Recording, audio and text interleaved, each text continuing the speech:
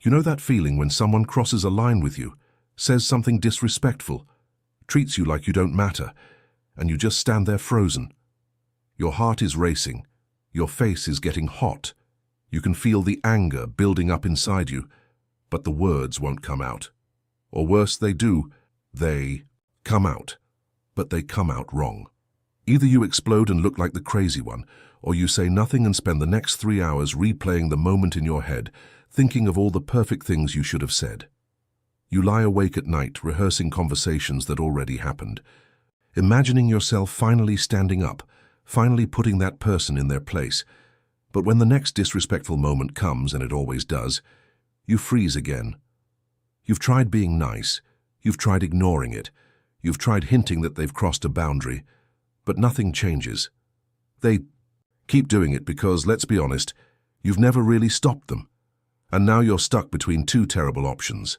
Either become someone you're not, someone aggressive and confrontational, or keep swallowing your dignity until there's nothing left. But what if I told you there's a completely different way to handle disrespect, a way that doesn't require you to raise your voice, doesn't require you to become mean or cold, and actually makes people respect you more, not less? Stay with me, because what I'm about to show you will change every difficult conversation you'll ever have. There's something peculiar about the way we've been taught to handle disrespect. Most of us grow up learning one of two strategies. Either we're told to be nice, to turn the other cheek, to not make waves, to keep the peace at all costs, or we're shown the opposite. We're taught that respect comes from being louder, tougher, more intimidating than the person disrespecting us. So we end up bouncing between these two extremes. We're doormats until we can't take it anymore. And then we explode. We're silent until we're screaming. We accept everything until we accept nothing. And in both cases, we're not really in control. We're reacting, not responding. We're being pushed around by our emotions, by our fear of conflict, by our desperate need to be liked, or by our equally desperate need to not be walked over. And the exhausting part is that neither strategy actually works. Being endlessly nice just teaches people they can treat you however they want without consequences. And exploding might feel satisfying in the moment, but it usually makes things worse. You end up looking unstable, you damage relationships you actually care about, and the person who disrespected you gets to play the victim. They get to tell everyone how unreasonable you were, how you overreacted, how they were just joking and you couldn't take it. So you're stuck in this impossible situation where you're either being disrespected or you're being demonized for defending yourself. And underneath it, all is this terrible feeling that you don't actually have the right to demand respect, that maybe you're being too sensitive, that maybe you should just toughen up and let it go, that setting boundaries makes you difficult, makes you high maintenance, makes you someone people won't want to be around. What Michel Foucault understood, and what changes everything once you really grasp it, is that this whole framework we've been operating in is wrong. The problem isn't that you need better comebacks or a thicker skin. The problem is that we've been taught to think about respect and disrespect in entirely the wrong way. We think respect is something we have to earn through our actions, our achievements, our likability, our willingness to tolerate bad behavior. We think disrespect is something that happens to us, something we have to defend against, something we have to either accept or fight. But Foucault showed us that respect and disrespect are actually about power. Not power in the sense of domination, not power as in being the strongest or the loudest or the most intimidating, but power as in who gets to define the terms of the relationship, who gets to decide what's acceptable and what isn't, who gets to set the boundaries of the interaction. And here's what's crucial. When someone disrespects you, they're not just being mean or rude. They're making a move in a power game. They're testing to see if they can redefine the relationship in a way that puts them above you. They're trying to establish that your feelings don't matter as much as theirs, that your boundaries are negotiable while theirs are fixed, that they can violate your dignity without consequence while you have to tiptoe around theirs. And every time you respond, by either doing nothing or by exploding, you're actually confirming the relationship they're trying to establish. When you do nothing, you're saying, yes, you can treat me this way, I won't stop you. When you explode, you're saying you have so much power over me, that you can make me lose control of myself. Either way, they win. The power game. But what if you refuse to play the game by their rules? What if instead of reacting to their disrespect, you responded with something that completely reframes the interaction? That's what these 6 phrases do. They're not clever comebacks. They're not aggressive confrontations. They're what Foucault would call practices of freedom. They're ways of exercising power over the relationship itself, of refusing the role the other person is trying to force you into, of maintaining your dignity without having to destroy theirs. The first phrase is deceptively simple. When someone says something disrespectful to you, you pause, you look at them calmly, and you say, "I'm going to give you a chance to rethink that." That's it. No explanation, no lecture, no anger. Just that one sentence, and then you wait. What makes this phrase so powerful is that it completely shifts the dynamic. The person who disrespected you was expecting one of 2 reactions.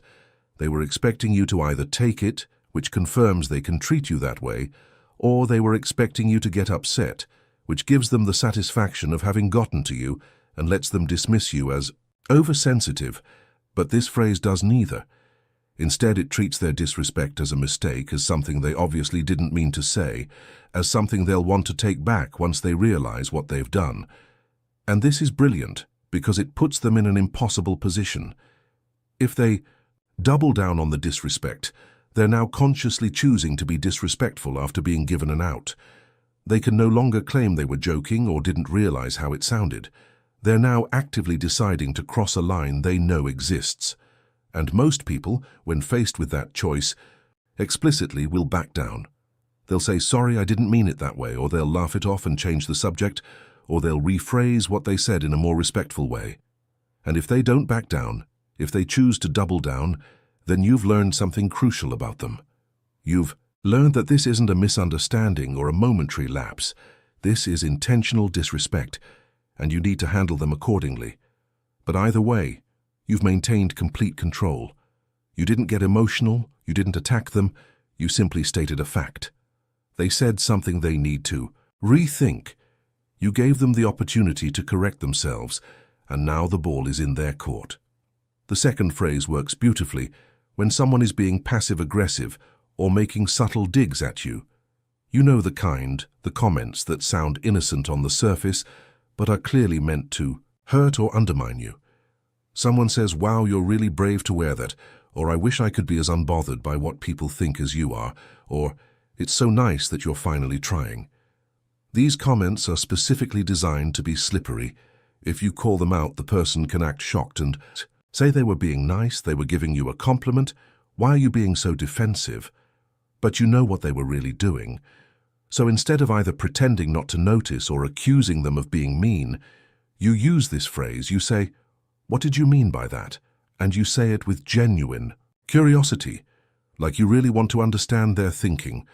No hostility, no accusation, just a simple question. And then, this is crucial, you wait for them to explain. What this does is force them to either admit what they were really doing or tie themselves in knots trying to explain how their insulting comment was actually meant to be nice. Most of the time they'll stumble, they'll backtrack, they'll say, "Oh, nothing, I just meant," and then they'll trail off because they can't actually explain their comment without revealing the hostility behind it. And that awkwardness, that moment where they're caught and they know you know and they know you know they know, that's what stops the behavior. Because passive-aggressive people rely on plausible deniability. They need to be able to hurt you while maintaining the fiction that they're being nice. But when you calmly ask them to explain themselves, you strip away that deniability. You make the hostility visible. And most people, when their hostility is made visible, will back off because they don't want to be seen as the bad guy. The third phrase is for when someone keeps pushing after you've set a boundary. You've said no, or you've said you're not comfortable with something, or you've said you don't want to discuss a particular topic, and they keep pushing. They say, "Come on, don't be like that," or "It's not a big deal," or "You're being too sensitive." They're trying to make your boundary seem unreasonable, trying to make you feel bad for having it so you'll drop it. This is where you use the phrase, "I've already answered that," and then you stop talking. You don't explain your boundary again, you don't justify it, you don't defend it, you don't negotiate it. You simply state the fact that you've already given your answer, and there's nothing more to discuss. What makes this phrase powerful is that it refuses the premise of the conversation they're trying to have. They want to debate your boundary, to convince you it's unreasonable, to wear you down until you give in. But this phrase shuts down the debate, entirely. It says this isn't up for discussion, I've communicated my position and I'm not repeating myself. And the beautiful thing is that it's completely calm and factual. You're not being rude, you're not being aggressive, you're simply declining to participate in a conversation you've already finished. If they keep pushing after that, if they say, but why, or that's not fair, or you're being ridiculous, you can repeat the exact same phrase, I've already answered that. And you can keep repeating it as many times as necessary. Because what you're doing is training them, you're teaching them that pushing doesn't work, that your boundaries are not negotiable, that repeating their request in different ways won't get them a different answer.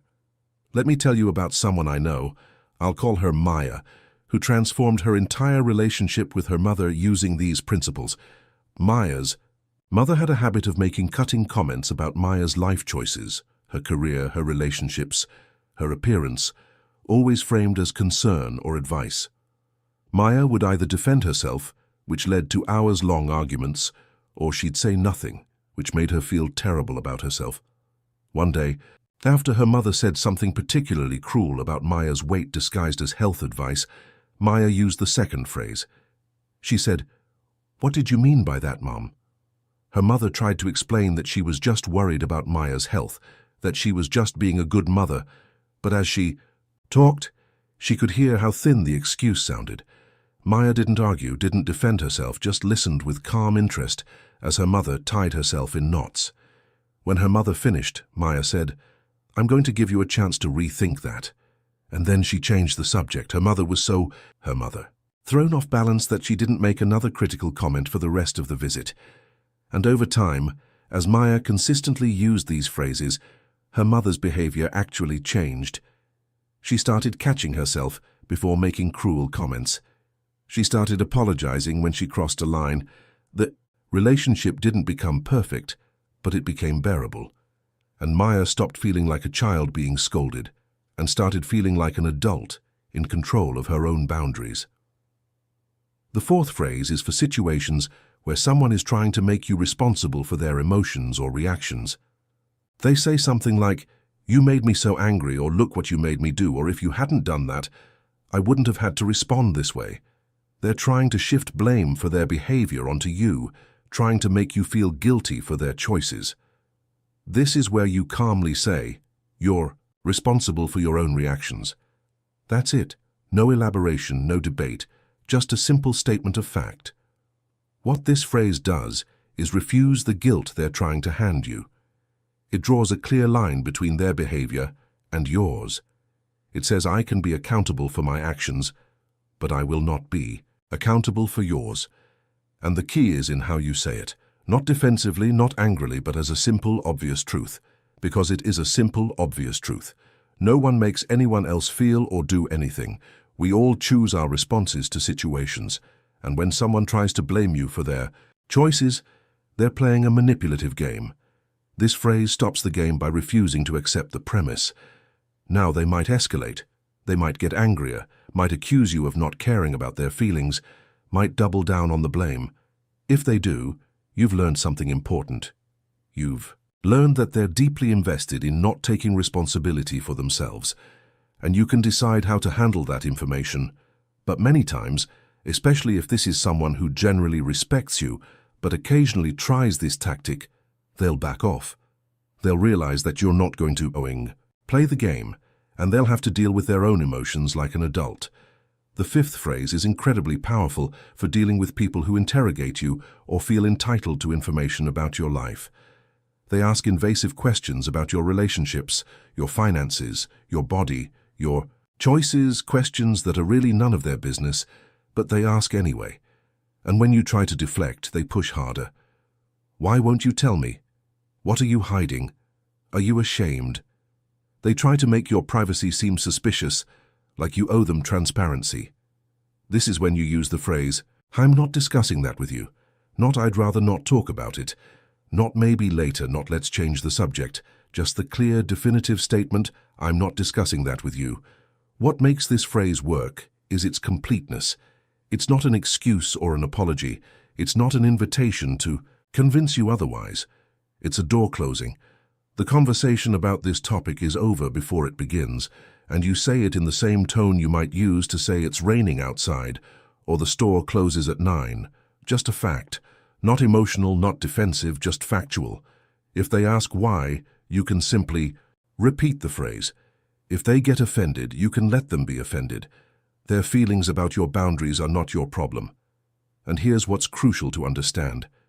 People who push boundaries like this are counting on your desire to be polite, your fear of being seen as rude or cold or difficult. They're counting on you to choose social comfort over your own privacy. But when you calmly refuse to prioritize their comfort over your boundaries, when you make it clear that this topic is simply not available for discussion, most people will eventually stop asking. Because it's not fun to interrogate someone who refuses to be interrogated. It's not satisfying to push against a boundary that doesn't budge. The sixth and final phrase is perhaps the most important one, and it's for the moments when someone has genuinely hurt you and you need to address it directly. Not the small slights, not the passive-aggressive comments, but the real violations, the betrayals, the broken promises, the deep disrespect. This is when you say, what you did was not okay, and we need to talk about how this relationship moves forward. Notice the structure of this phrase. First, you name the reality. What you did was not okay. Not what you did hurt my feelings, not I'm upset about what you did, but a clear, objective statement. Your behavior was wrong. This isn't up for debate. This isn't about my sensitivity or my interpretation. Your action was objectively not acceptable.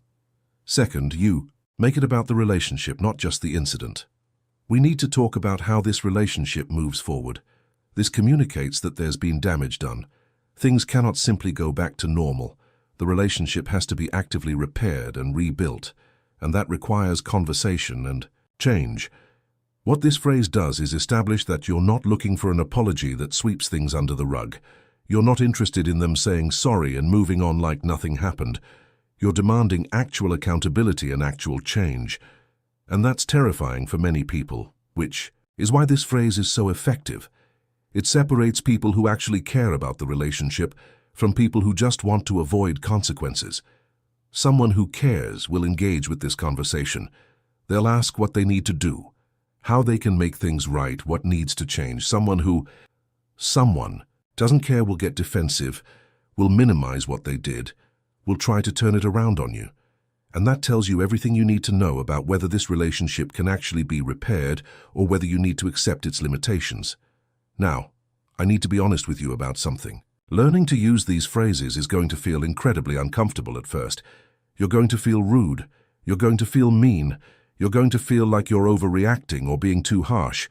And that's normal, because you've been trained your entire life to prioritize other people's comfort over your own dignity. You've been trained to smooth things over, to not make waves, to give people the benefit of the doubt, even when they've shown you exactly who they are. So when you start actually enforcing boundaries, when you start refusing to participate in disrespectful dynamics, your nervous system is going to scream at you that you're doing something wrong. You're going to want to add qualifiers. You're going to want to say, I'm sorry, but I'm not discussing that. Or maybe this sounds harsh, but you're responsible for your own reactions. Don't do that.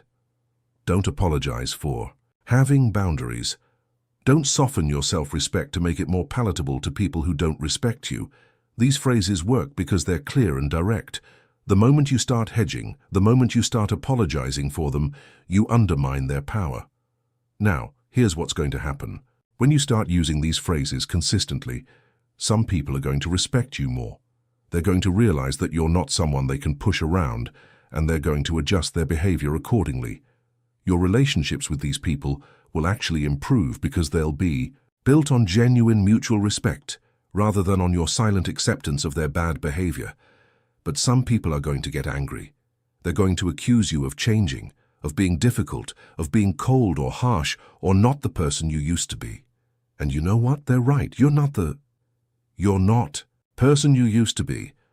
You used to be someone who accepted disrespect to keep the peace. You used to be someone who set themselves on fire to keep other people warm. And you're becoming someone who refuses to do that anymore. The people who are angry about this change are angry because your boundaries interfere with their ability to use you. And that tells you everything you need to know about why those boundaries are necessary. What Foucault helps us understand is that this transformation, this shift from being passive in the face of disrespect to actively managing the power dynamics of your relationships, this isn't about becoming hard or cold or mean. It's about recognizing that you've always had power, you've always had the right to define the terms of how people treat you, you just didn't know how to exercise that right. Without violence, either violence against yourself in the form of silence or violence against others in the form of aggression. These phrases give you a third option. They give you a way to maintain your dignity while maintaining your humanity, a way to demand respect while still being kind, a way to enforce boundaries while still being open.